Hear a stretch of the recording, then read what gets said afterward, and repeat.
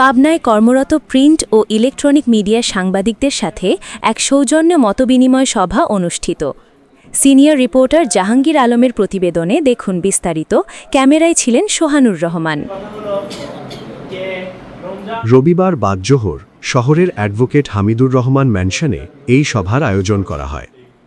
পাবনা জেলা জামায়াতের সেক্রেটারি ও আসন্ন পাবনা পৌরসভা নির্বাচনে মেয়র পদপ্রার্থী অধ্যক্ষ মাওলানা আব্দুর গাফফার খান সভায় প্রধান অতিথি হিসেবে উপস্থিত ছিলেন। সভায় তিনি আগামীর আধুনিক পাবনা গড়তে গণমাধ্যম কর্মীদের গঠনমূলক সহযোগিতা ও পরামর্শ কামনা করেন। প্রধান অতিথির বক্তব্যে মাওলানা আব্দুর গাফফার খান বলেন, আমরা একটি সমৃদ্ধ ও আধুনিক পাবনা গড়তে চাই, আর এই পথচলায় সাংবাদিকদের ভূমিকা অপরিসীম। আপনাদের লেখনীর মাধ্যমেই জনগণের প্রত্যাশা ও সমস্যাগুলো উঠে আসবে।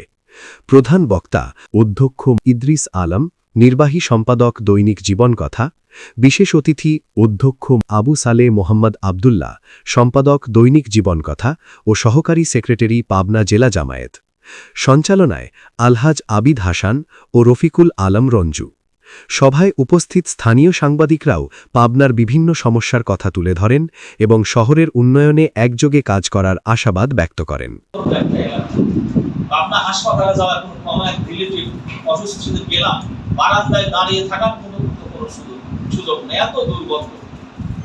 এবং সব জায়গায় যাবেন, পৌরসভা টিএলসি কিন্তু পাবনা রাজশাহী শহরে এখন যাবেন, দেখবেন এত সুন্দর বিভিন্ন